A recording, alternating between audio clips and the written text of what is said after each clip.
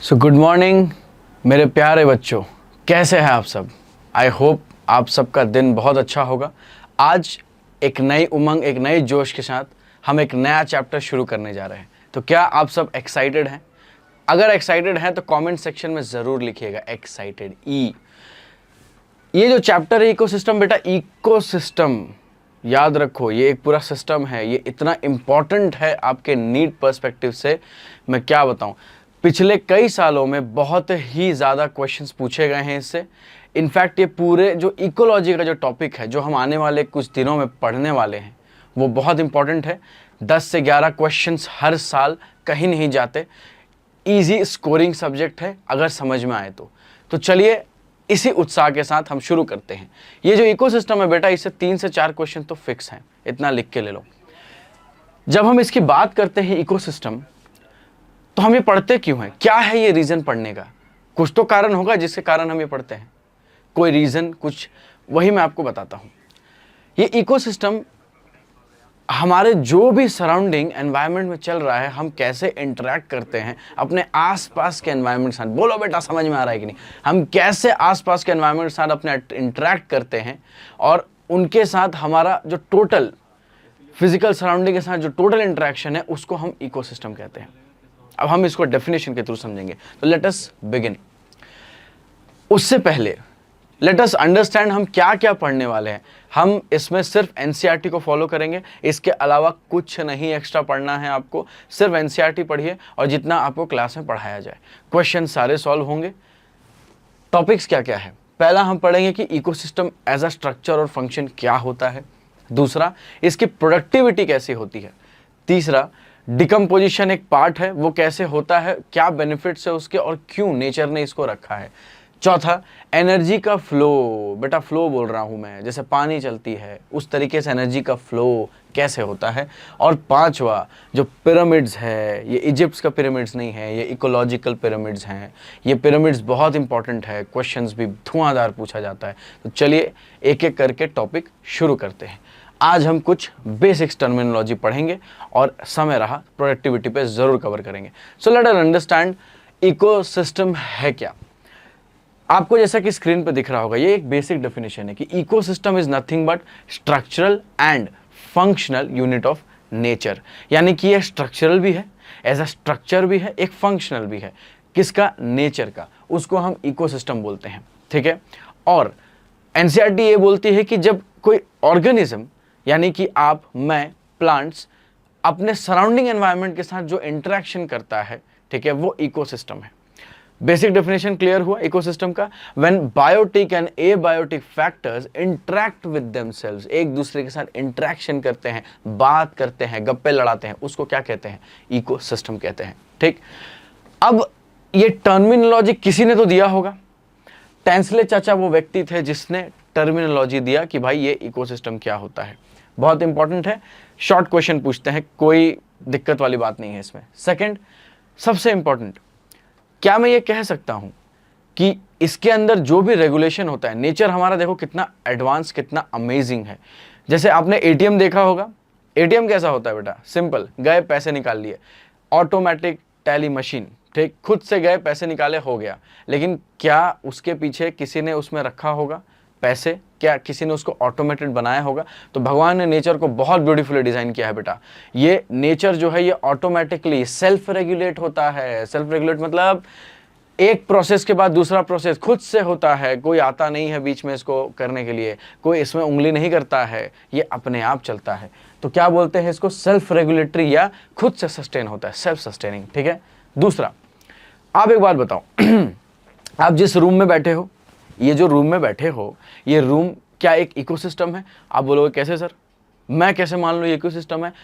तो थोड़ा सोचो, क्या पानी का बोतल है आपके आसपास? क्या डेस्क है जिस पे आप बैठे हो? डेस्क, टेबल, चेयर, बेड, कहीं तो बैठे हो ना बेटा। वो एबायोटिक फैक्टर्स में काउंट होंगे? बिल्कुल होंगे। क्या आप सांस ले रहे हो? क्या वो हवा एबायोटिक है? बिल्कुल है। तो क्या आपका इंटरेक्शन उस एबायोटिक के साथ हो रहा है? हाँ, हो रहा है। तो इसका मतलब क्या आप बोल सकते हो कि वो एनवायरनमेंट जिसमें आप बैठे हो, क्योंकि आप बायोटिक हो, अपने एबायोटिक के साथ इंटरेक्ट कर रहे हो, क्या वो इकोसिस्टम है? क्या मैं आपके रूम को, जिस भी जगह आप बैठे हो, उसको एक इकोसिस्टम बोल सकता हूं? कॉन्सेप्ट और डेफिनेशन के हिसाब से तो बिल्कुल बोल सकता हूं। सेकंड, आपको अमेजिंग लगेगा, बट क्या आपने वो ओस की बूंदें देखी हैं बेटा? वो छोटी छोटी, याद करो वो सर्दी के मौसम, जब वो बूंदें आपके छत पे फैला करती थी, आपके कपड़े ना सूखा करते थे। वो जो ओस की बूंदें हैं बेटा, वो भी क्या है? एक इकोसिस्टम है। कैसे कैसे सर, कैसे मान ले? अरे माइक्रो ऑर्गेनिज्म सुना है कि नहीं? बोलो हाँ या ना। माइक्रो ऑर्गेनिजम्स जब उस वाटर स्फीयर, यानी कि वो ओस की जो बूंद है उसके अंदर प्रेजेंट है, इंटरेक्ट कर रहे हैं, तो क्या वो छोटा सा ड्रॉपलेट जिसको आप छोटा समझते थे, क्या वो इकोसिस्टम है? बिल्कुल है सर। तो क्या मैं बोल सकता हूं कि ecosystem will always very very greatly in size? छोटा, मोटा, पतला, लंबा, बड़ा, सब तरीके का होगा, लेकिन क्या होगा? इकोसिस्टम होगा। अब क्योंकि हमने ये कॉन्सेप्ट पढ़ा, एनसीईआरटी कहती है कि कुछ इकोलॉजिस्ट जो हैं, हमारे जो अंकल इकोलॉजिस्ट हैं, उन्होंने क्या बोला है? एक टर्म दिया है ग्लोबल इकोसिस्टम। मतलब सारा जो बायोस्फीयर है, बायोस्फीयर मतलब ये जो अर्थ है ना, इसको क्या बोला है? ग्लोबल इकोसिस्टम की तरह। क्यों बोला है ग्लोबल इकोसिस्टम? ये समझते हैं। क्योंकि इसके अंदर छोटे छोटे छोटे छोटे सारे इकोसिस्टम इन्वॉल्व है, इसलिए कलेक्टिवली उन्होंने इसको क्या नाम दिया है? As a global ecosystem. इतनी बात समझ में आई? यहां कहीं किसी को दिक्कत, किसी को दिमाग में तकलीफ नहीं? आगे बढ़े, चलिए नेक्स्ट देखते हैं हम। अच्छा, अब क्योंकि इकोसिस्टम इतना बड़ा है, हम कहीं भी कभी भी जा करके कंफ्यूज हो सकते हैं। अच्छा, ये इकोसिस्टम ऐसा है, ये वाई ऐसा है, बी ऐसा है। एग्जाम्पल देखो, क्लासरूम 11 क्लासरूम, क्लास 11th का एक पूरा बैच है। अब इतने सारे बच्चे हैं, तो क्या किया जाता है? उनको फर्दर डिवाइड किया जाता है। क्यों डिवाइड किया जाता है? ताकि हमें अंडरस्टैंडिंग में कन्वीनियंट हो, हमें ईजिली समझ में आए कि हाँ, ये जो डिविजिबिलिटी है, इसके वजह से ये सेक्शन ए है, सेक्शन बी है, ऐसे स्टूडेंट्स यहाँ रहते हैं, ऐसे स्टूडेंट्स वहाँ रहते हैं। इसी तरीके से इकोसिस्टम के भी टाइप्स होते हैं बेटा। कौन कौन से? बहुत मेजर और बहुत ही आसान। क्या? टेरेस्ट्रियल इकोसिस्टम और एक्वेटिक इकोसिस्टम, यानी कि एक जमीन का और एक पानी का। चलो देखा जाए, टेरेस्ट्रियल इकोसिस्टम क्या होता है, यानी जमीन पे मिलने वाली इकोसिस्टम क्या होता है? कॉमन सा बात है, जब जमीन बोल रहा हूं मतलब this will B land based community. ये जो होगा ये लैंड बेस्ड कम्युनिटीज होगा, बिल्कुल होगा सर। और यहाँ पे जो ऑर्गेनिजम्स होंगे वो अपने बायोटिक और एबायोटिक के साथ इंटरेक्ट करेंगे। बोलो हाँ कि ना? बिल्कुल करेंगे। यानी कि यहाँ के ऑर्गेनिजम्स लैंड के होंगे प्लस अपने फिजिकल एनवायरनमेंट के साथ इंटरेक्ट करेंगे।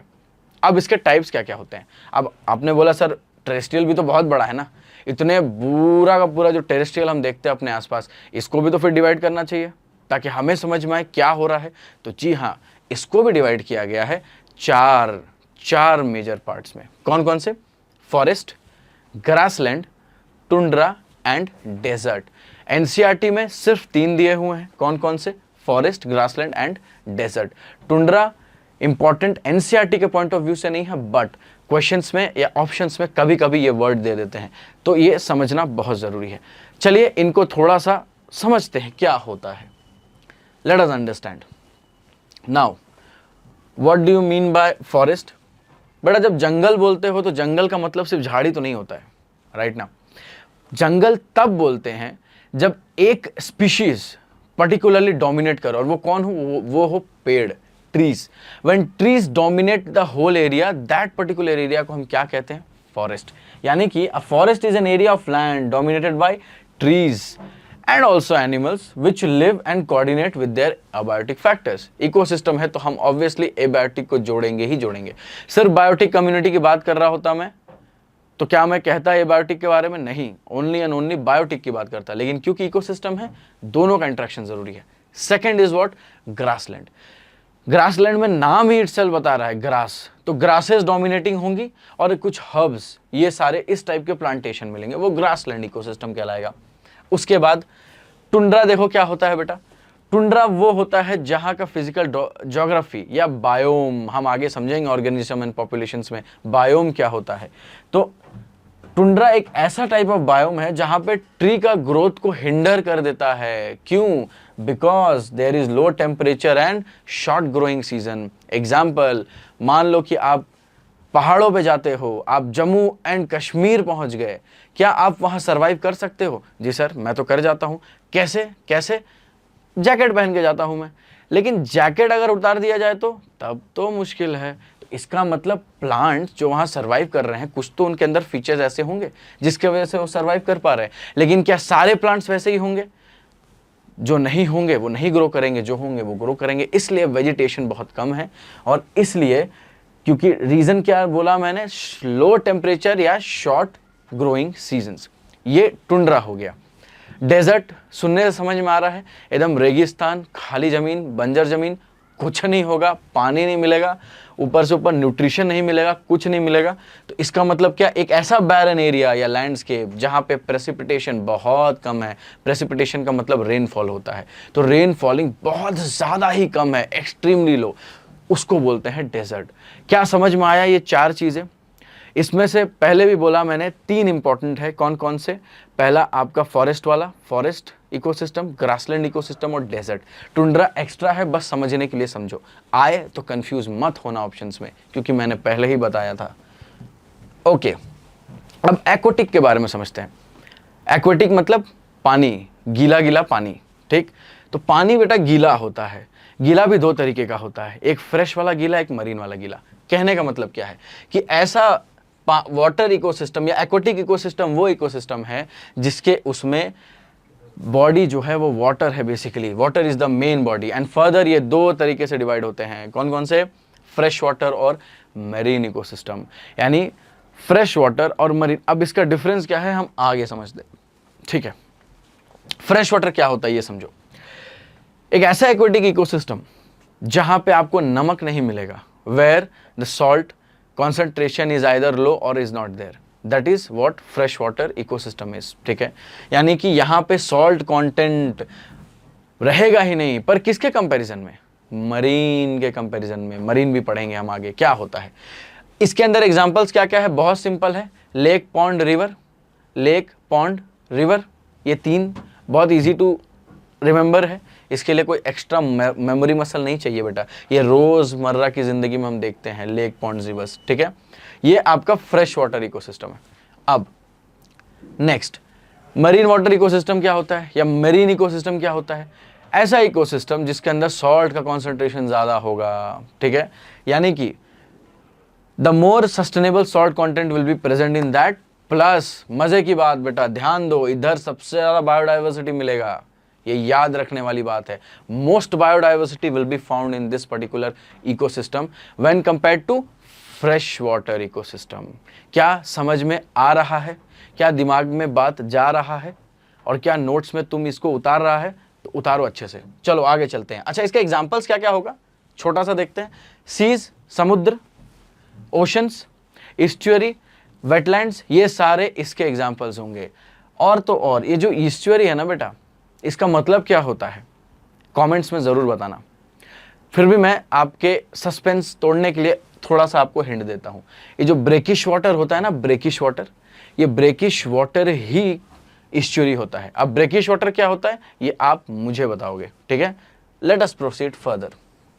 अब ये तो हमने समझ लिया कि सर आपने तो बता दिया कि ठीक है, टेरेस्ट्रियल और एक्वाटिक दो टाइप का इकोसिस्टम में डिवाइड तो हो जाता है। मैं बोला हाँ हो जाता है। अब क्या मैं भी कुछ चीज लाऊं और मैंने उसको इकोसिस्टम बना दिया तो क्या आप उसको इकोसिस्टम मान लेंगे? तो मैंने सोचा हाँ बात तो सही बोल रहा है बच्चा, क्या उसको इकोसिस्टम मान सकते हैं? तो कॉन्सेप्ट और जो मेथड हमने पढ़ा उससे तो बिल्कुल मान सकते हैं। तो क्या मैं ये कह सकता हूं, क्या मैं ये कह सकता हूं कि ये जो इकोसिस्टम है इसको फर्दर डिवाइड कर सकते हैं? बिल्कुल कह सकता हूं। क्या क्या? एक नेचुरल और एक मैन मेड। क्या है? नेचुरल और मैन मेड। मतलब एक तो नेचर ने खुद बनाया होगा और एक हमने अपने स्वार्थ, अपने एंजॉयमेंट या जो भी बोल लो उसके लिए हमने एक बनाया होगा। तो इसीलिए इकोसिस्टम को दो तरीके से और डिवाइड करते हैं। क्या है वो? नेचुरल और मैन मेड। ठीक है, आओ इसको थोड़ा सा देखते हैं हम लोग। इकोसिस्टम को फिर से दो तरीके से हमने डिवाइड किया। क्या क्या है वो? ध्यान देना, नेचुरल है, ठीक, और एक है मैन मेड। ठीक है, अच्छा अब नेचुरल में याद करो क्या क्या हो सकता है। नेचुरल में हम किसको किसको एग्जाम्पल दे सकते हैं, कौन कौन से एग्जाम्पल यूज कर सकते हैं।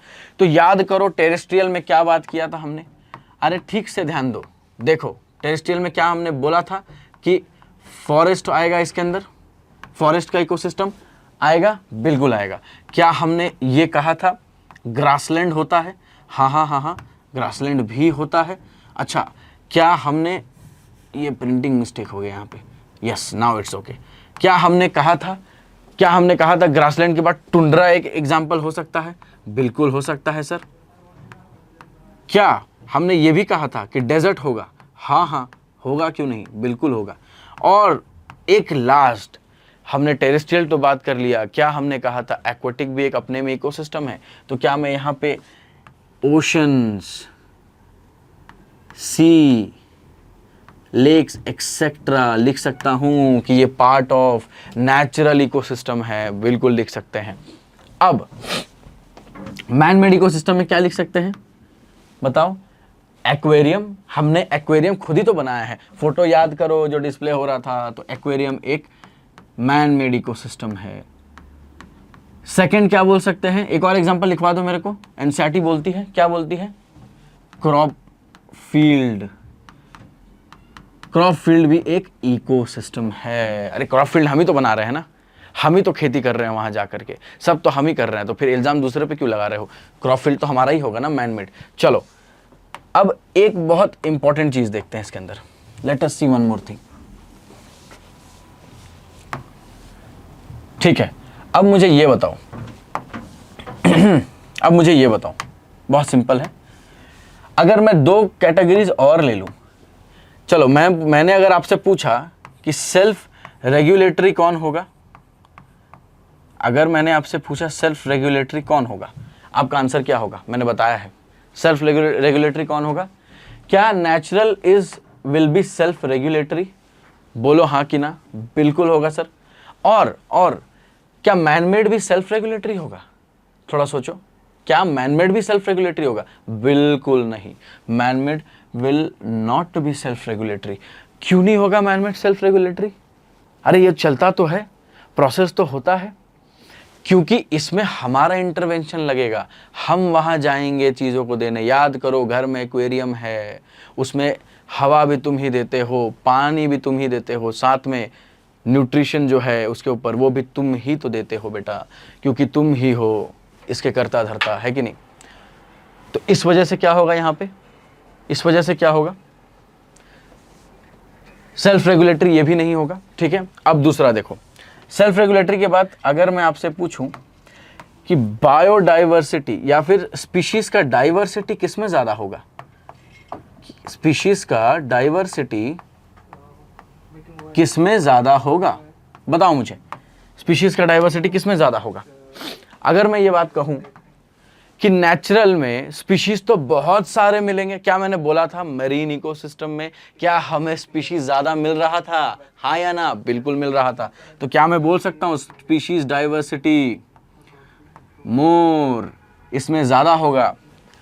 क्या मैनमेड में भी स्पीशीज डाइवर्सिटी मिलेगा, हाँ या ना, अब बोलोगे मिलेगा सर, मैनमेड तो मुझे भी स्पीशीज डाइवर्सिटी मिलेगा, ज्यादा मिलेगा कम मिलेगा, नेचुरल के हिसाब से कम मिलेगा। याद रखो ये जो होगा this will be less when compared to natural, it will be less होगा जरूर। 4-5 स्पीशीज इंटरेक्ट कर रहे होंगे, क्रॉप फील्ड के अंदर, एक्वेरियम के अंदर 2-4 मछली, क्रॉप फील्ड के अंदर 2-4 क्रॉप्स, इंटरेक्शन सबका चल रहा होगा, लेकिन मेजॉरिटी तो नेचुरल में ही जाएगा। क्या समझ में आ रहा है, तो हमने अभी समझा कि नेचुरल और मैन मेड इकोसिस्टम में डिफरेंस क्या होता है, क्या क्या डिफरेंस होता है, कौन सेल्फ रेगुलेटरी होता है, कौन नहीं होता है, किसमें स्पीशीज डाइवर्सिटी बहुत ज़्यादा मिलता है, किसमें नहीं मिलता है। क्या समझ में आ रहा है बेटा, समझ में आ रहा है कि नहीं, आना चाहिए, वेरी गुड। चलो आगे बढ़ते हैं, थोड़ा एनसीईआरटी देखते हैं। एनसीईआरटी क्या बोलती है बेटा, एनसीईआरटी बोलती है कि इकोसिस्टम क्या है,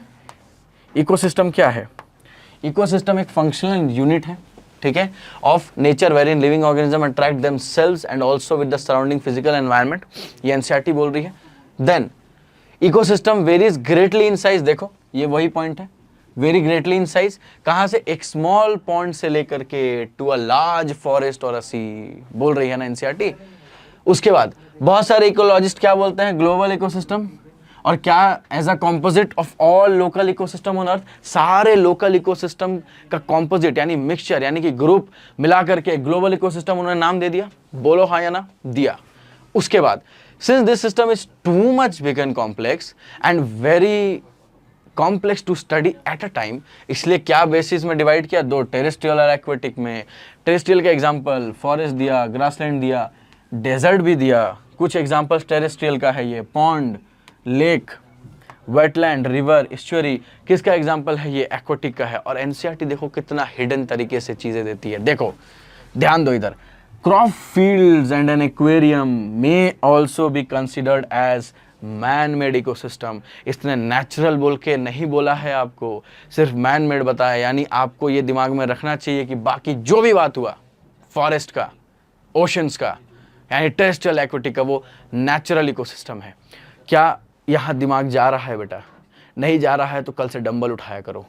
दिमाग से नहीं बेटा, हाथ से, तभी दिमाग चलेगा। चलो थोड़ा इसको रब करते हैं। शांति का वातावरण बनाए रखेंगे तो बहुत लंबा जाएंगे। आइए आइए अब आगे समझते हैं। अब स्ट्रक्चर और इकोसिस्टम तो हमने पढ़ा, हमने एक अंडरस्टैंडिंग डेवलप की, ठीक है। अब समझते हैं कंपोनेंट्स ऑफ इकोसिस्टम क्या है। तो देखो यहाँ क्या बोल रहा है, the structure of an ecosystem is characterized by organization of both biotic and abiotic component. This includes the distribution of energy in our environment. Distribution of energy हमारे एनवायरनमेंट में कैसे होता है? जब स्ट्रक्चरली बायोटिक और एबायोटिक कंपोनेंट्स आपस में interact करते हैं तभी तो सारी चीज़ें होती हैं, ठीक। इसीलिए इसको फर्दर कैटेगराइज किया गया है दो चीज़ों में, बेस्ड ऑन द कंपोनेंट्स। कौन कौन सा? बायोटिक एंड एबायोटिक, जो जिंदा है और जो जिंदा नहीं है, बट दोनों इंटरेक्ट कर रहे हैं। शुरुआत में भी यही कहा था कि बायोटिक और एबायोटिक का इंटरेक्शन ही क्या होता है? इकोसिस्टम होता है। तो लेट अस सी फर्दर, ठीक है। अब इकोसिस्टम में बायोटिक और एबायोटिक हमें समझ में आया, तो कुछ एग्जांपल्स देखते हैं कि बायोटिक और एबायोटिक में एग्जांपल्स क्या है। एबायोटिक में एयर, सब कुछ दिमाग से एकदम ठान लो कि समझना ही है। समझ में आएगा कैसे नहीं? बिल्कुल आएगा। सराउंडिंग्स देखो अपने, एबायोटिक के बारे में एकदम भरपूर जानकारी भरा पड़ा है। पहला क्या? एयर है आसपास, है। दूसरा पानी है आसपास, है। तीसरा सॉइल दिखता है आसपास, बिल्कुल दिखता है, खिड़की के बाहर झांक के देखो, कूदना नहीं, देखना है सिर्फ। चौथा टेम्परेचर, क्या टेम्परेचर महसूस होता है? गर्मी बढ़ रही है, समझ में आ रहा है टेम्परेचर? बिल्कुल आ रहा है। पांचवा क्या है? पीएच, ठीक है। पीएच क्या होता है? पीएच हम सबको पता है, एसिडिटी कभी महसूस होता है, कभी बड़ा अच्छा लगता है, वो पीएच है। ये केमिस्ट्री का पार्ट है, मेरे से नहीं पूछा करो ज्यादा केमिस्ट्री। लास्ट क्या होता है? वेदर, क्या आसपास का वेदर चेंज होता है बेटा? कभी बारिश आ गया, कभी कुछ आ गया, चीजें चेंज हो रही है कि नहीं? तो ये वेदर भी एक फैक्टर है। अच्छा, मजे की बात क्या है पता है? मजे की बात इसमें ये है कि जो तीन है ना, ये तीन एनसीईआरटी इसके बारे में बात कर रही है। एनसीईआरटी साफ साफ बोल रही है कि भाई एयर, वाटर और सॉइल क्या है? वो एबायोटिक है। इसलिए ये तीन बहुत इंपॉर्टेंट हो जाता है। बट ये भी ध्यान में रखो, क्यों? क्वेश्चंस तो बेटा क्वेश्चंस है, कहीं से भी आएगा, बट अगर पढ़ के जाएगा तो तुम्हारा तभी कुछ हो पाएगा। चलो बायोटिक फैक्टर के बारे में जानते हैं। बायोटिक फैक्टर कितने टाइप्स के? तीन, प्रोड्यूसर्स, कंज्यूमर्स और डिकम्पोजर्स। फिर से बोल, प्रोड्यूसर्स, कंज्यूमर्स और डिकम्पोजर्स। इसी तरीके से समझाता हूँ। प्रोड्यूसर्स, पापा क्या करते हैं? खाना लाते हैं, चीज़ें प्रोवाइड कराते हैं। तो प्रोड्यूसर्स जो खाना बनाएगा, कंज्यूमर्स C4 कच खाएगा, कंज्यूमर्स जो खाना खाएगा, डिकम्पोजर्स जो कि गलाएगा। तो क्या समझा? जो खाना बनाएगा, जो खाना खाएगा और जो खाना को नहीं, जो बाद में गलाएगा। यानी बनाएगा, खाएगा और गलाएगा। ये किसको गलाते हैं? ये गलाते हैं डेड एंड डिकेइंग मैटर को। इसके बारे में हम समझेंगे। क्या आपको इतना कुछ समझ में आया अभी तक? अभी तक हमने बहुत कुछ कवर किया है, आगे भी करेंगे। तो कृपया ध्यान बनाए रखे, कुर्सी की पेटी बांधे, मजा बहुत आने वाला है बेटा, ध्यान देंगे एकदम। चलो नेक्स्ट। अब समझते ये है कि भाई फीचर्स ऑफ इकोसिस्टम क्या होता है, ठीक है। तो एक चीज तो देखो, अभी तक हमने क्या बात किया? हमने तो यही बात किया ना कि अरे बायोटिक फैक्टर होता है, एबायोटिक फैक्टर होता है। बायोटिक में सारे लिविंग ऑर्गेनिज्म, पेड़ पशु सब आ जाएंगे, एबायोटिक में जल, आकाश, थल, भूतल सब आ जाएगा, सब इसके अंदर मिक्स करके इकोसिस्टम बनाएंगे। बोलो बोलो, सब ये मिक्स होकर के इकोसिस्टम बनते हैं, इनका इंटरेक्शन इकोसिस्टम बनाता है। हाँ बनाता है, लेकिन क्या सिर्फ इतना ही है? आप क्वेश्चन पूछोगे सर अगर मैं इकोसिस्टम की बात करूं तो क्या सिर्फ इतना ही पार्ट इकोसिस्टम होता है या और भी कुछ इसके अंदर होते हैं? हम मैं बोलूंगा हाँ बेटा होता है, देखो they also have certain functions. अच्छा ये फंक्शंस क्यों होते हैं? इनका इंटरेक्शन, अभी तुम सोचो, तुम गए क्लास में, ठीक है, क्लास में बैठे हुए टीचर तुमको पढ़ा रहा है, मैं आपके सामने खड़ा हूं आपको पढ़ा रहा हूं, तो क्या इसका मतलब यही है कि सिर्फ आपको और मेरा इंटरेक्शन से ही ये चीजें चल रही हैं? बोलोगे नहीं सर, तो इसके पीछे क्या क्या है? इसके पीछे एक कैमरा होगा, उसके साथ एक कैमरा मैन होगा, उसके ऊपर एक इलेक्ट्रिसिटी की पूरी वायर होगी जो इलेक्ट्रिसिटी प्रोवाइड करा रही है, तो इसके पीछे पूरा एक सिस्टम होगा। बोलो होगा कि नहीं? इसके पीछे पूरा सिस्टम होगा। वो पूरा सिस्टम और एबायोटिक बायोटिक का जो कॉम्बिनेशन है ये इकोसिस्टम है। और वो पूरा सिस्टम क्यों है? क्यों है बेटा बोलो? वो पूरा सिस्टम इसलिए है ताकि जो भी चीजें हो बड़ा स्मूथ फंक्शन कर सके बेटा, आराम आराम से फंक्शन होगा, चीजें अच्छे से जाएंगी। अगर ये सारे चीजें प्रोवाइड नहीं कराएंगी तो क्या मैं लेक्चर इतने अच्छे से दे पाऊंगा आपको? बिल्कुल नहीं। इसीलिए बहुत ज़रूरी है कि कुछ फंक्शन ऐसे हों जो कि स्मूथ और बैलेंस वे में चीज़ों को प्रोसेस कर सके, ठीक है।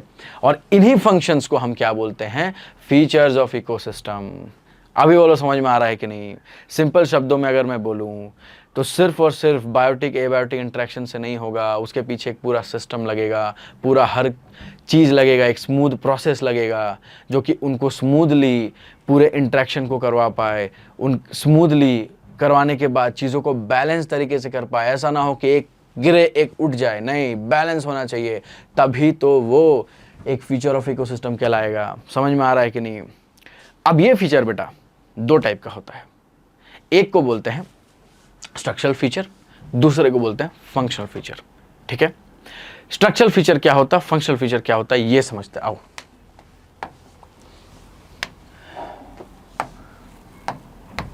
चलो, तो एक लिख देते हैं, पहला इधर लिख देते हैं स्ट्रक्चरल फीचर्स, ठीक है। एक हो गया स्ट्रक्चरल फीचर्स, दूसरा क्या हो गया बेटा? दूसरा हो गया इसका फंक्शनल फीचर। दूसरा हुआ इसका फंक्शनल फीचर। ध्यान दो, भटकने मत दो दिमाग को। चलो, स्ट्रक्चरल फीचर क्या हो गया बेटा? जैसे मानो मैं अगर आपसे पूछूं क्लास का स्ट्रक्चर क्या है आपका, क्या आप मुझे क्या बताओगे? आप मुझे स्टूडेंट्स के बारे में बताओगे। पहला आप या तो बताओगे सर सिटिंग अरेंजमेंट जो है ऐसे ऐसे स्टूडेंट की, तो इस तरीके से ऐसा स्ट्रक्चर है। दूसरा आप मुझे क्या बताओगे? कितना डाइवर्स है आपका क्लास, मतलब कितनी लड़कियां हैं कितने लड़के हैं, है कि नहीं? इस तरीके से मुझे स्ट्रक्चर बताओगे। तो क्या स्ट्रक्चरल फीचर्स को मैं ऐसा बोल सकता हूं कि पहला तो ये यहां पे बताएगा कि स्पीशीज का कॉम्पोजिशन क्या है, स्पीशीज का कॉम्पोजिशन क्या है, कॉम्पोजिशन मतलब किस टाइप के स्पीशीज, कैसे स्पीशीज। और दूसरा क्या मैं ये बोल सकता हूँ कि स्ट्रैटिफिकेशन क्या है इसका, इसके बारे में बताऊंगा अभी, पेशेंस रखो। स्ट्रैटिफिकेशन क्या होता है, किसका स्ट्रैटिफिकेशन कैसा है सर, ये बताइए। ये दो। अच्छा, जब स्पीशीज कॉम्पोजिशन की मैंने बात करी तो कॉम्पोजिशन से मतलब क्या आता है? नंबर ऑफ स्पीशीज कितने हैं उसके अंदर, सिंपल सा बात है, कितने सारे स्पीशीज प्रेजेंट होंगे। तो मैं एकदम सिंपल वर्ड्स में लिख सकता हूं कि नंबर ऑफ स्पीशीज। और क्या, और क्या बोल सकते हैं? एनसीईआरटी बोलती है identification and enumeration of all the species interacting with their environment. तो एनसीईआरटी क्या बोल रही है? आइडेंटिफिकेशन and enumeration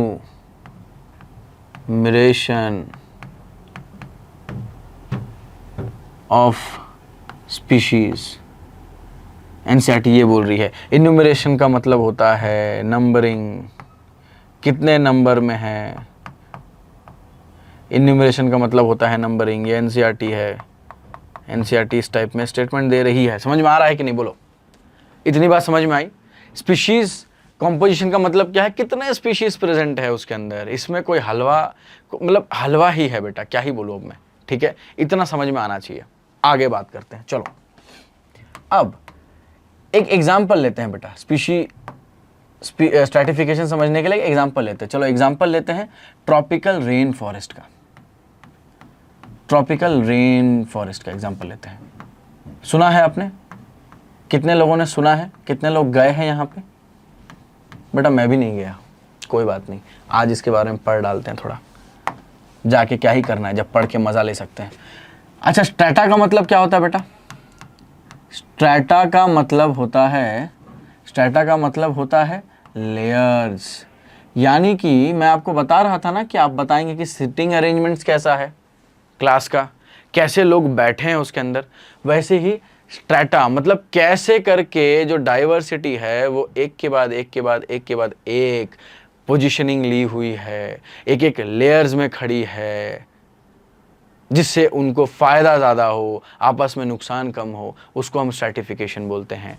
तो जैसे एग्जाम्पल के तौर पे लिखो, जैसे मान लो कि ये सॉइल है, ठीक है।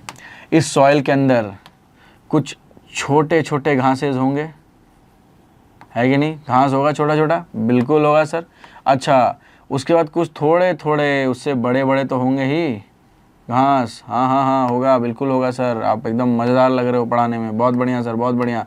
फिर क्या ये थोड़े से, चलो कलर थोड़ा चेंज करते हैं आपकी प्रसन्नता के लिए, खुशी के लिए। फिर क्या मैं ये बोल सकता हूँ कि उसके ऊपर एक बड़ा सा पेड़ होगा सर, होगा। तो क्या मैं इसको लिख सकता हूँ कि ये जो लोअर फ्लोर है,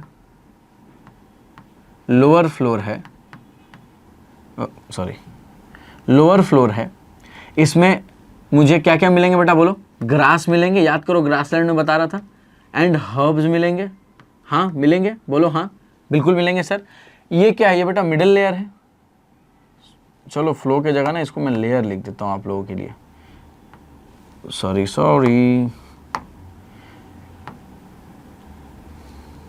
फ्लोर, यस। क्या ये मिडिल फ्लोर है? ये एक फॉरेस्ट में क्या ये मिडिल फ्लोर होगा? हाँ सर होगा, बिल्कुल होगा। तो क्या यहाँ पे जो हमको दिख रहा है क्या वो श्रब्स है? हाँ सर वो श्रब्स होंगे सर, आप एकदम सही बोल रहे हैं सर, बहुत मज़ा आ रहा है। क्या ये ऊपर वाला जो होगा, अरे ऊपर वालों, समझ में आ रहा है? ये क्या टॉप लेयर होगा? अरे बोलो, होगा कि नहीं होगा? बिल्कुल होगा।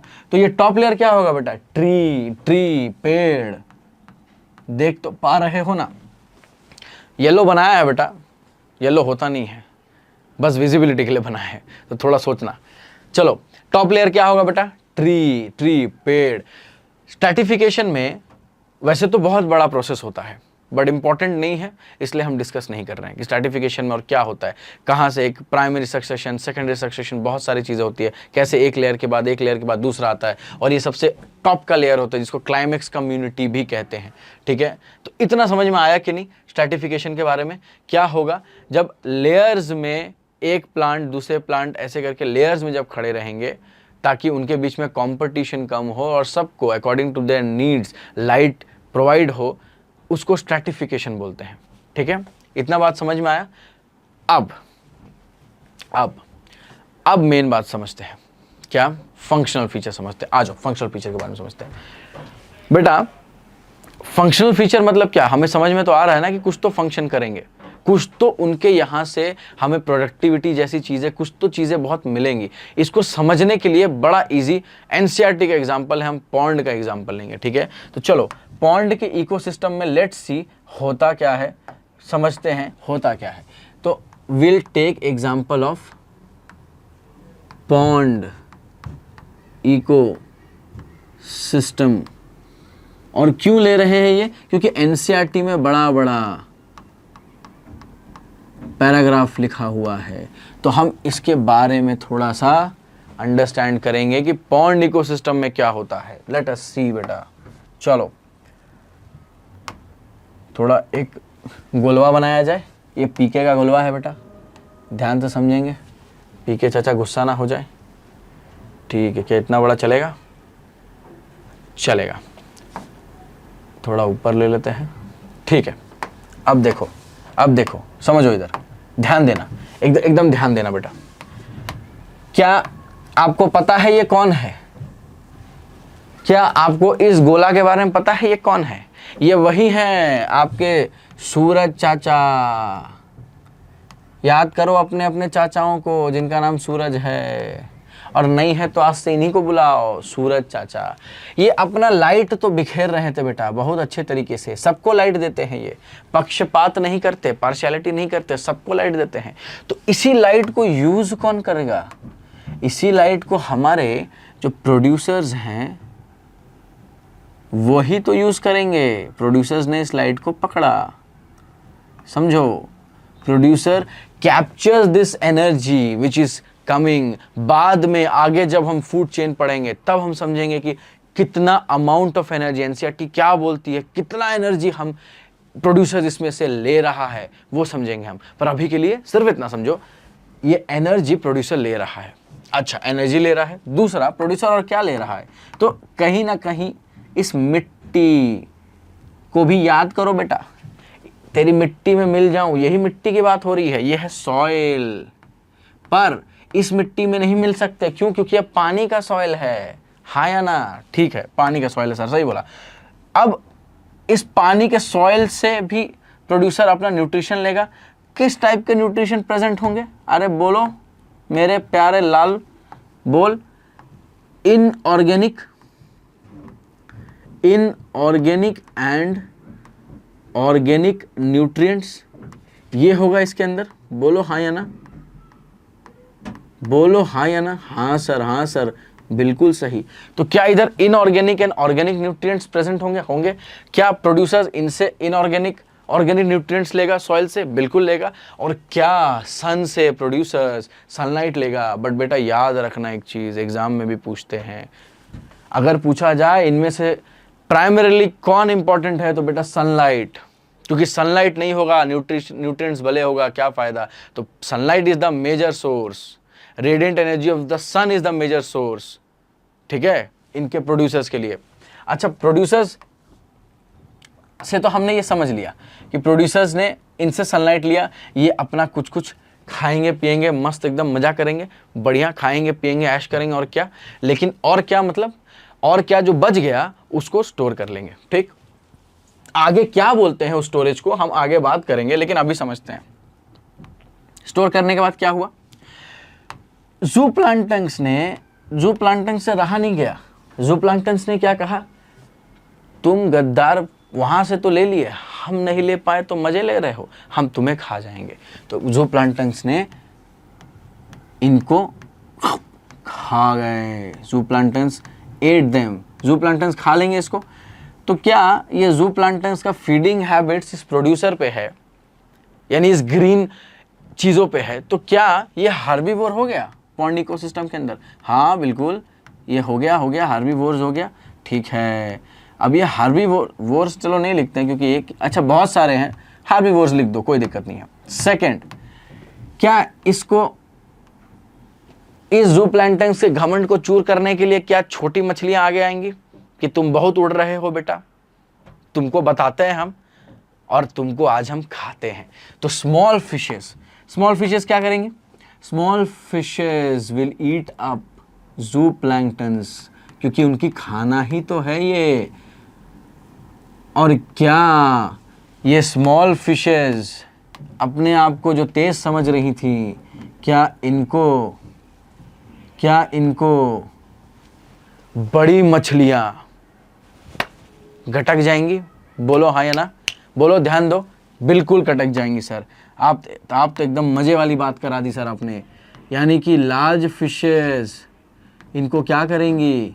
ये लार्ज फिश इनको खा जाएंगी, बिल्कुल खा जाएंगी। अभी देखो, अच्छा एक चीज और मुझे बताओ, प्रोड्यूसर्स में क्या क्या एग्जांपल हो सकते हैं? मुझे बताओ, क्या प्रोड्यूसर्स में मैं बोल सकता हूँ फाइटोप्लैंक्टन्स एक एग्जांपल होंगे? बोलो हाँ सर, क्या बात किया आपने, फाइटोप्लैंक्टन्स तो ज़रूर होंगे, बिल्कुल होंगे। अच्छा ठीक है, और बताओ, अपनी दिमाग पे थोड़ा जोर डालो बेटा और बताओ। तो सर आपने तो बोला था एक बार एल्गेज भी कुछ होंगे, कुछ एल्गे भी बनाते हैं फूड। बिल्कुल बनाते हैं, शाबाश बेटा, बहुत अच्छा। तो क्या मैं बोल सकता हूँ कुछ एल्गे भी हैं इसके अंदर? हाँ हाँ बिल्कुल, एल्गेस तो है ही इसके अंदर।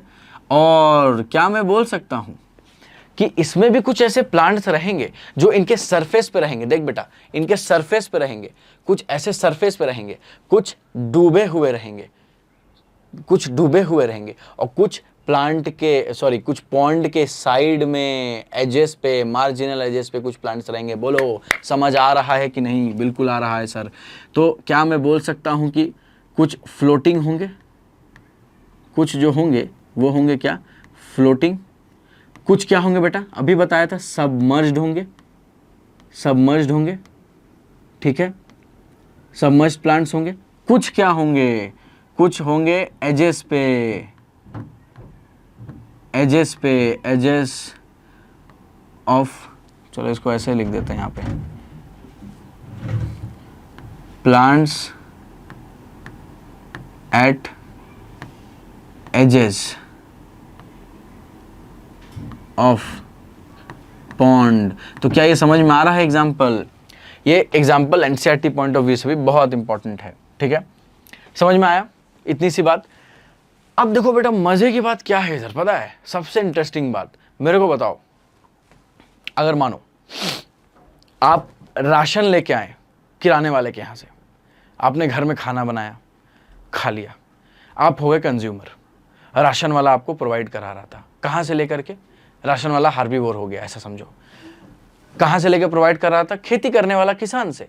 अब किसी दिन ऐसा हुआ कि किसान ने खेती ही नहीं की, तो क्या किराने वाले के पास वो इंग्रेडिएंट्स पहुंचेगा जिसकी आपकी रिक्वायरमेंट है? नहीं पहुंचेगा सर, नहीं, कतई कतई नहीं सर, बिल्कुल नहीं। तो जब वहां वो नहीं पहुंच रहा है तो क्या आप भी भूखे मरोगे किसी दिन? बिल्कुल मरेंगे। और क्या किराना वाला को भी दिक्कत आएगा? वो भी भूखे मरेगा। हाँ, क्योंकि आप पैसे नहीं दे रहे हो और उसको भी उसके ग्रेन्स नहीं मिल रहे हैं। तो इसका मतलब तो सर आप ये कहना चाह रहे हो कहीं आपका इंडिकेशन इस साइकिल से तो नहीं है? बिल्कुल सही, मेरा इसी से इंडिकेशन है। क्या मैं कह रहा हूं यही बात कि ये जो सॉइल है, अगर इससे कंटिन्यूअसली प्लांट खींचते चला जाएगा, खींचते चला जाएगा, न्यूट्रिशन लेते रहेगा, तो क्या एक दिन ऐसा आएगा न्यूट्रिशन का डिप्लीशन हो जाएगा, न्यूट्रिशन समाप्त हो जाएगा, खत्म हो जाएगा, खल्लास हो जाएगा? बिल्कुल होगा। और क्या इसके खल्लास होने से क्या प्रोड्यूसर खाना नहीं बना पाएगा? नहीं बना पाएगा। सनलाइट पड़ रही है लेकिन खाना नहीं बना पा रहा है, क्यों? न्यूट्रिशन ही नहीं मिल रहा है बेटा। तो इसका मतलब क्या? ये पूरी साइकिल, यानी जो सारे जो लोग खा रहे थे इस पे डिपेंडेंट थे, डायरेक्टली और इनडायरेक्टली वो सब पे इफेक्ट पड़ेगा। हाँ सर, बात तो सही बोला आपने, पड़ेगा तो सब पे। तो इसका मतलब क्या हुआ? ये सब पे भारी आएगा प्रॉब्लम। लेकिन क्या ऐसा होता है? नेचर बहुत होशियार है, ऐसा होता नहीं है बेटा। तो देखो इधर ध्यान दो, होगा क्या? क्या मैं ये बोल सकता हूं कि ये भाई साहब ये मर गए, ये भी मर गए, ये भी मर गए, बड़े अच्छे व्यक्ति थे, और ये भी मर गए, तो क्या मैं ऐसा बोल सकता हूं कि डेड प्लांट्स? हाँ बोल सकते हैं। और एनिमल्स, यानी कि इसके अंदर एक प्रोसेस और भी तो चल रहा होगा साइमल्टेनियसली। अरे कुछ लोग जिंदा है, कुछ लोग मर भी तो रहे होंगे, बराबर की बात है, बिल्कुल। तो ये डेड प्लांट्स एंड एनिमल्स लगातार यहाँ पे डेट्राइटस बन रहा होगा। और क्या इन्हीं डेट्राइटस का ब्रेकडाउन होगा? तो क्या मैं इसको डिकम्पोजिशन बोल दूं? हाँ बिल्कुल बिल्कुल बोल सकते हैं। तो यही तो बेटा यहाँ पे डिकम्पोजिशन हो रहा है। पर इसको कर कौन रहा है? डिकम्पोजिशन को कर कौन रहा है? एनसीईआरटी पॉइंट ऑफ व्यू से बहुत इंपॉर्टेंट है। इसको कर कौन रहा है डिकम्पोजिशन? तो इसको तीन का नाम ले सकते हैं। बैक्टीरिया कर रहा होगा, हाँ बिल्कुल कर रहा होगा, बैक्टीरिया।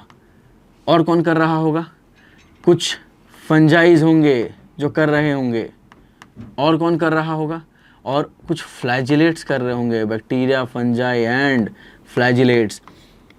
तो क्योंकि ये डिकम्पोजिशन हो रहा होगा, जिसका प्रोसेस हम समझेंगे आने वाले टाइम पे, क्योंकि ये डिकम्पोजिशन हो रहा होगा, इस डिकम्पोजिशन के वजह से ये सॉइल वापस से रिचार्ज हो जाएगा। किस चीज़ को लेकर के? इनऑर्गेनिक और ऑर्गेनिक न्यूट्रिएंट्स के बेसिस पे ये वापस से रिचार्ज हो जाएगा, जिसके कारण ये फ्लो चलता चला जाएगा, चलता चला जाएगा। अब क्योंकि आपने ये फ्लो समझ लिया है, अंडरस्टैंड कर लिया है, आइए इसमें से कुछ चीज़ें बाहर निकालते हैं, एक्चुअली समझते हैं कि फंक्शनल फीचर इसको क्यों कहते हैं। एक्चुअली में समझते हैं कि इसको हम लोग फंक्शनल फीचर क्यों कहते हैं। चलिए, तो क्या मैं लिख सकता हूं कि ये पूरा, चलो मैं हेडिंग ही दे देता हूं, तुम लोग समझोगे नहीं ठीक से। चलो, फंक्शनल फीचर क्यों कहते हैं इसे?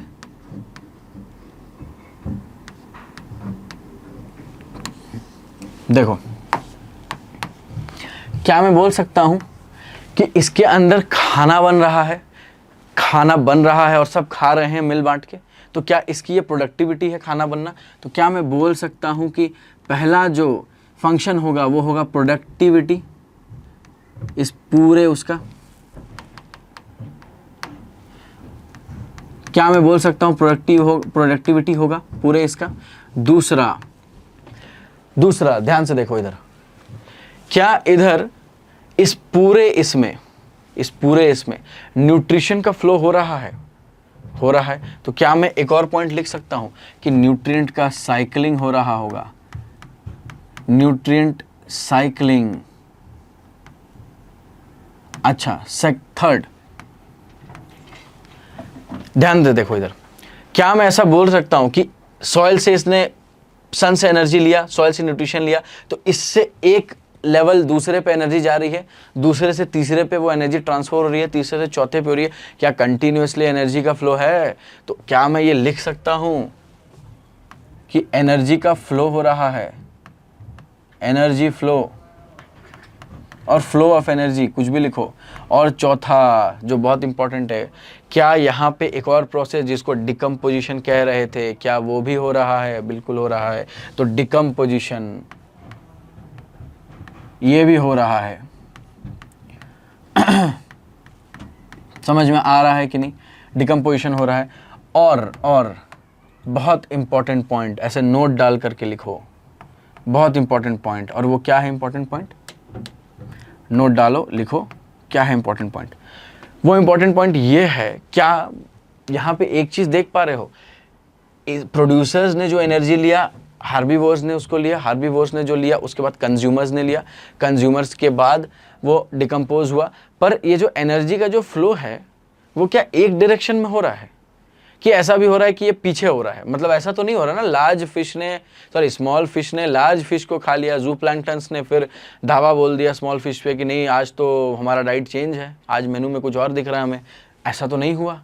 तो इसका मतलब क्या मैं ये बोल सकता हूँ कि द फ्लो ऑफ, क्या मैं इधर बोल सकता हूँ the flow of energy important है, एनसीईआरटी में बहुत इंपॉर्टेंट है और क्वेश्चंस भी आते हैं। The flow of energy is unidirectional. अच्छा, यूनी डायरेक्शनल बोलने से नहीं होगा, क्योंकि यूनी डायरेक्शनल अगर हम बोलेंगे तो फिर तो वो चलता चला जाएगा, हमें समझ में नहीं आएगा कहाँ जा रहा है। तो the flow of energy is unidirectional from lower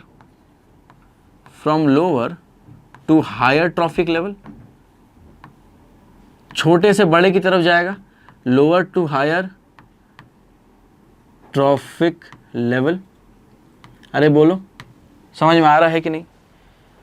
तो ये इतनी सी बात है, यहाँ पे समझ में आया? तो ये एक बेसिक जो हमने समझा, क्या कि जो फीचर ऑफ इकोसिस्टम है, स्ट्रक्चरल फीचर और फंक्शनल फीचर है, क्या होता है हमने इसको समझा। अब थोड़ा एनसीईआरटी देखते हैं, क्या बोलता है एनसीईआरटी। एनसीईआरटी बोल रहा है स्ट्रक्चर और फंक्शन पे, ठीक है, कि interaction of biotic and abiotic components result in a physical structure that is the characteristic for each type of ecosystem. ठीक है, आइडेंटिफिकेशन एंड इन्यूमरेशन, देखो वहां बोला था मैंने, इन्यूमरेशन मतलब नंबरिंग करना। Identification and enumeration of plant and animal species of an ecosystem क्या देता है? गिव्स इट्स स्पीशीज कॉम्पोजिशन और vertical distribution of different species. मैंने बताया था श्रब्स, हर्ब्स और सबसे टॉप में क्या? ट्रीज। तो physical vertical distribution different species का जो कि ऑक्यूपाई कर रहे हैं डिफरेंट लेवल्स, उसको क्या कहते हैं? स्ट्रेटिफिकेशन। एनसीईआरटी बड़ा सिंपल सादे शब्दों में एग्जांपल देता है, कॉन्सेप्ट को समझाता है। For example, tree occupy top vertical strata और layer of a forest, shrub the second, herbs and grasses the lowermost. बोलो क्या समझ में आया इस बात को? अब दूसरा देखते हैं, कंपोनेंट्स ऑफ इकोसिस्टम में क्या ये यहाँ पे ये बता रहे हैं कि ये 4 एस्पेक्ट्स हैं फंक्शनल इकोसिस्टम के। कौन कौन से? प्रोडक्टिविटी, डिकम्पोजिशन, एनर्जी फ्लो और न्यूट्रिएंट साइक्लिंग। ये जो पूरा एग्जांपल जो मैंने पॉइंट का दिया, ये साफ साफ इधर एक्सप्लेन कर रहा है एनसीईआरटी। एनसीईआरटी क्या बोल रहा है? देखो कि यहाँ पे क्या बोल रहा है कि एक शैलो वाटर बॉडी है pond, pond is a shallow water body ecosystem का, ठीक है। अब एबायोटिक कंपोनेंट क्या क्या है इसके अंदर? वाटर है, जिसके अंदर क्या है? Dissolved inorganic and solar dissolve inorganic and organic substances, जिसमें and the rich soil deposit at the bottom of the pond. हमने पढ़ा था उस साइकिल के अंदर कि सॉइल में रिच डिपॉजिट है इनऑर्गेनिक ऑर्गेनिक कंपोनेंट का, और सोलर इनपुट वहाँ से आ रहा है। ये डिफरेंट चीज़ों पर डिपेंड करेगा, cycle of temperature, day length and other climatic conditions, ठीक है। इसके फंक्शन को, सारे पॉन्ड को रेगुलेट कर रहा है, बिल्कुल सही। ऑटोट्रॉफिक क्या करेंगे? क्या क्या इंक्लूड होता है? फाइटोप्लैंक्टन्स है, सम एल्गे है, और floating, submerge and marginal plants found at edges, हमने बात करी, बिल्कुल। कंज्यूमर्स क्या होते हैं? जू प्लैंक्टन से रिप्रेजेंट होते हैं। एक चीज़ मैंने और ऐड करता हूं मैं, हमने हार्बीवोर्स कहा था, पर मैंने बताया था उधर कि कंज्यूमर्स होते हैं वो, यानी कार्निवोर्स भी होते हैं, ठीक है। इस तरीके से और क्या कह रहा है एनसीईआरटी? सिंपल सादे शब्दों में, This system performs all the functions of any ecosystem and of the biosphere as a whole. ये जो सिस्टम है, ये सारा जो फंक्शन है उसको परफॉर्म करता है पूरा बायोस्फीयर एज अ होल का। मतलब इससे हम इजीली समझ सकते हैं, that is conversion of inorganic into organic material with the help of radiant energy of sunlight. यानी कि एनसीईआरटी यही बोल रहा है कि कन्वर्जन, ये क्या कर रहा है? ये इधर क्या कर रहा है?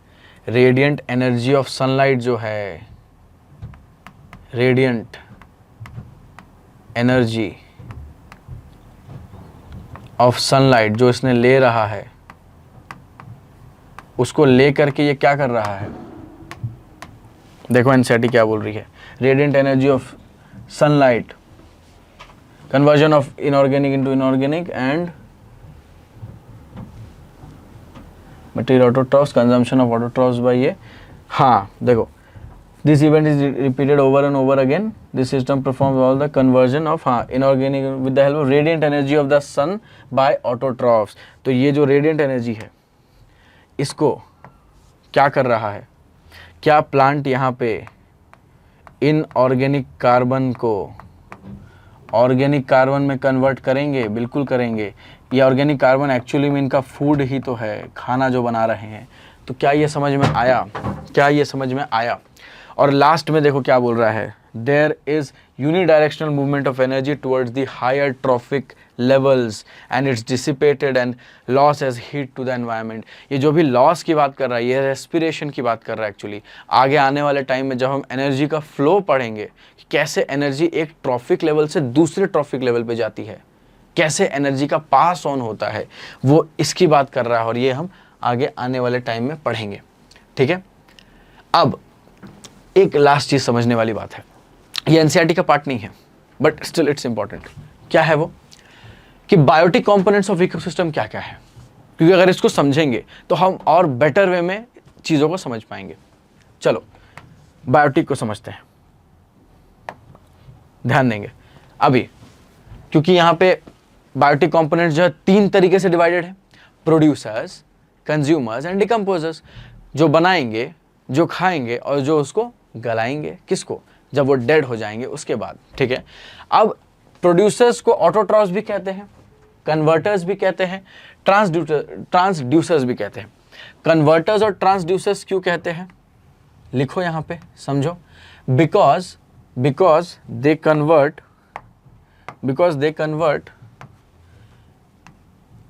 the radiant energy of sun. Radiant energy जो सन का है, रेडिएंट एनर्जी ऑफ सन, इसको कन्वर्ट करके क्या करते हैं? इसको convert, radiant energy of the sun को कन्वर्ट करके ये इनऑर्गेनिक फूड बनाते हैं।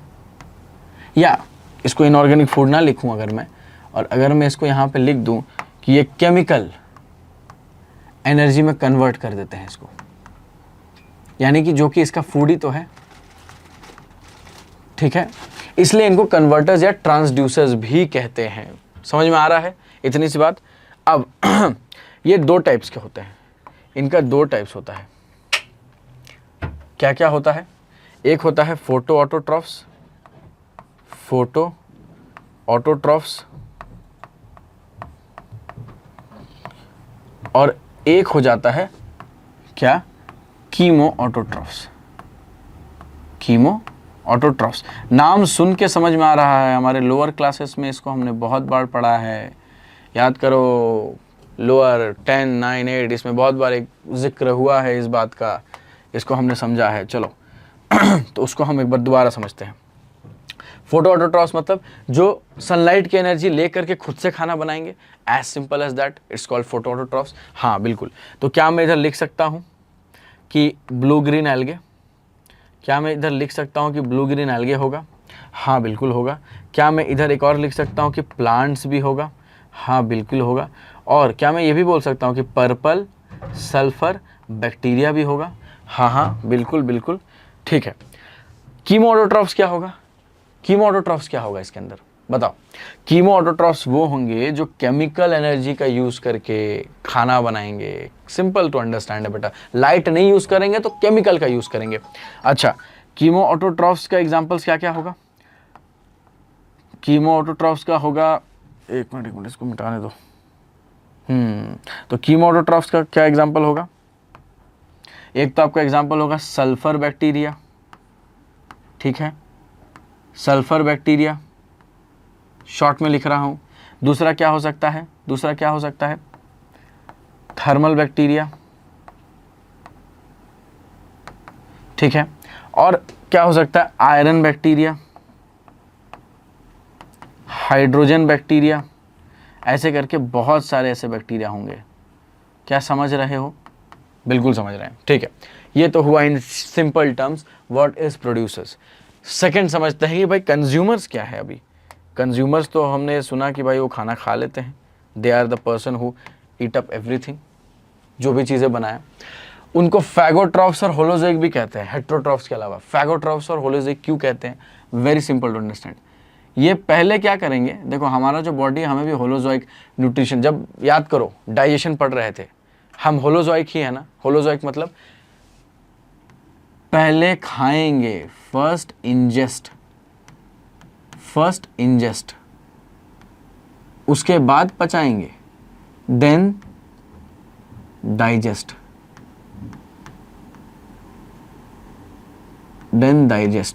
पहले खाएंगे फिर पचाएंगे। इसका मतलब ये होता है फैगोट्रॉफ्स और होलोजोइक का मतलब। अच्छा, इनके नेचर पे, इनके खाने के नेचर पे भी ये दो तरीके के हैं। एक तो वो हार्बीवोर्स वाले हो गए, याद करो हमने अभी देखा था थोड़ी देर पहले। एक हो जाएंगे हार्बीवोर्स, दूसरा क्या हो जाएगा? कार्निवोर्स। ये तो बहुत सिंपल है सर, क्यों बता रहे हो? जस्ट हमारे रिवीजन के लिए हम बता रहे हैं, जस्ट हमारे रिवीजन के लिए कि हमें समझ में आए। हार्बीवोर्स क्या होंगे? ये डायरेक्टली प्लांट पे डिपेंड करेंगे कि नहीं? डायरेक्टली डिपेंड ऑन प्लांट्स, हाँ बिल्कुल। अगर ये डायरेक्टली डिपेंड करेंगे तो क्या मैं बोल सकता हूँ ये नॉन डायरेक्टली डिपेंड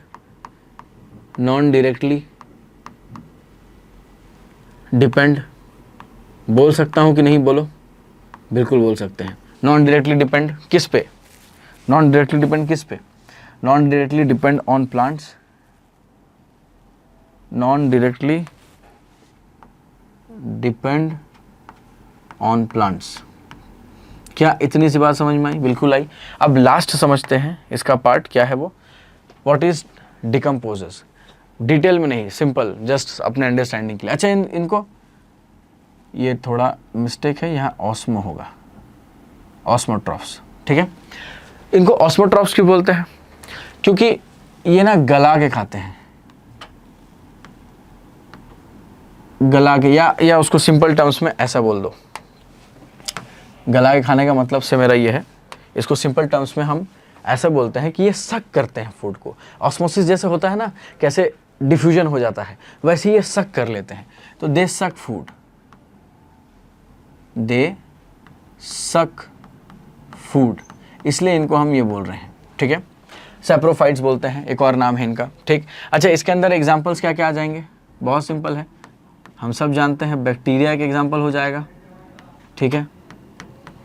और एक एग्जांपल क्या हो जाएगा इसमें? फंगाई भी एक एग्जांपल हो जाएगा, ठीक है। इतनी सी बात समझ में आई? ये बायोटिक हमने क्यों डिस्कस किया? अच्छा हाँ, ये यहाँ पे ये समझ लो, नॉट बड़े बड़े शब्दों में लिख रहा हूँ। कल को आके मुझसे पूछो कि सर एनसीईआरटी में किधर दिया है, तो बेटा ये एनसीईआरटी में नहीं दिया है, ये हम अपने कन्वीनियंट, अपने अंडरस्टैंडिंग और आगे क्योंकि पढ़ने वाले हैं उसके समझ के लिए हम पढ़ रहे हैं। समझ में आया? ठीक है, अब मैं इसको मिटा रहा हूँ। अगर लिखना हो पॉज करके लिख लेना, ठीक है। चलो, तो अभी तक जो हमने बात करी शुरू से लेकर अंत तक कि इकोसिस्टम क्या होता है, कैसे फंक्शन करता है, क्या क्या उसके अंदर कंपोनेंट्स होते हैं, इसका टोटल जो एक बेसिक है वो क्या हमने कवर किया। तो अभी तक आई होप आप सबको इसमें बहुत अच्छे समझ में आ रहा होगा कि भाई इकोसिस्टम है तो है क्या, इकोसिस्टम फंक्शन करता है तो कैसे करता है, ठीक है। ये समझ में आ गया आप लोगों को, ठीक है। अब देखो, प्रोडक्टिविटी हमारे नेक्स्ट क्लास का टॉपिक है, ठीक है। इसके बारे में हम नेक्स्ट क्लास में पढ़ेंगे। तो अभी तक जितना भी पढ़ाया एक बार जाओ, अच्छे से जाके रिवीजन करो और रिवीजन करके वापस से क्लास में आओ, क्योंकि अगले क्लास में हम प्रोडक्टिविटी पढ़ेंगे और सारा बेसिक्स उसमें कवर होता रहेगा। और ये जो जनरल जो अभी हमने पढ़ा, जनरल भी नहीं, ये जो बेसिक्स जो हमने पढ़ा, ये वहाँ पे टाइम टू टाइम यूटिलाइज अपने आप होता रहेगा। तो इसीलिए बेसिक समझना बहुत ज़रूरी है। इससे डायरेक्ट क्वेश्चन आता है, जिस भी बच्चे को आया उसको आ गया, जिसको नहीं आया वो क्वेश्चन नहीं सॉल्व कर पाया। क्यों? डायरेक्ट क्वेश्चन आता है। समझ में आया मेरी बात? इसीलिए ध्यान से, अच्छे से इसको ध्यान दे के पढ़ो, ठीक है। तो इसलिए मिलते हैं अब अगले क्लास में। Thank you so much, please take care of yourself.